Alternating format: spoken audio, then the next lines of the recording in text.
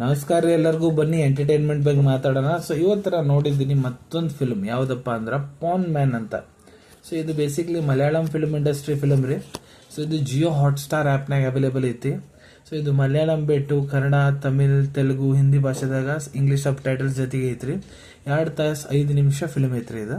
So one word review film ಹೆಂಗಿದೆ. So ನೋಡ್ರಿ, film ಭಾಳ ಚೆನ್ನಾಗೈತಿ ನೋಡ್ರಿ. ಇದು ಫಿಲಮು ಏನೋ ರೆಗ್ಯುಲರ್ ಫಿಲ್ಮ್ಸ್ ಥರ ಇಲ್ಲ, ಸ್ವಲ್ಪ ಡಿಫ್ರೆಂಟ್ ಇದೆ. ಒಂದು ವೆರೈಟಿ ನೀವು ಹೊಸ ನೋಡ್ಲಿಕ್ಕೆ ಸಿಗ್ತೈತಿ. So film basically story plot ಏನಪ್ಪ ಅಂದ್ರೆ ನೋಡ್ರಿ, ಕೇಳದ ಮದುವೆ ಆಗ್ತಾವಲ್ಲ, ಮದುವೆಗೆ ಹೆಣ್ಮಕ್ಳಿಗೆ ಬಂಗಾರ ಭಾಳ ಕೊಡ್ಬೇಕಾಗ್ತೈತಿ. ವರದಕ್ಷಿಣೆ ರೂಪದಾಗ 25-30 ತೊಲಿ ಬಂಗಾರ ಎಲ್ಲ ಕೊಡ್ಬೇಕಾಗ್ತೈತಿ.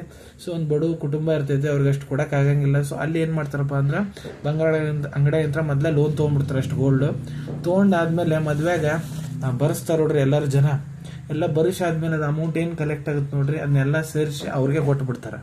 ಸೊ ಅದರಲ್ಲೇ ಅದು ಸರಿ ಹೋಗ್ಬಿಡ್ತೈತಿ. ಇಲ್ಲಿ ಈ ಕೇಸ್ನಾಗ ಏನಾಗುತ್ತಪ್ಪ ಅಂದ್ರೆ, ಫಿಲ್ಮ್ನಾಗ ಅವ್ರು ಬಂಗಾರ ತೊಗೊಂಡಿರ್ತಾರೆ, ಅದು ಅಮೌಂಟು ಅಷ್ಟು ಕಲೆಕ್ಟ್ ಆಗಂಗಿಲ್ಲ.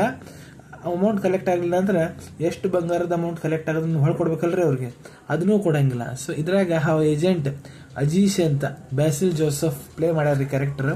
ಅವ ಹೆಂಗೆ ಆ ಬಂಗಾರ ಹೊಳ್ಳಿ ರಿಕವರ್ ಮಾಡ್ಕೊತಾನ, ಹೆಂಗೆ ಅವ್ರ ಕಡೆ ಏನಾರ ತಂದು ಬಂಗಾರ ಹೊಳ್ಳಿ ಇಸ್ಕೊಂಡು ಹೋಗ್ತಾನೆ, ಅದೇ ಮೇನ್ ಕಥೆ ಐತ್ರಿ ಇದ್ರದ್ದು.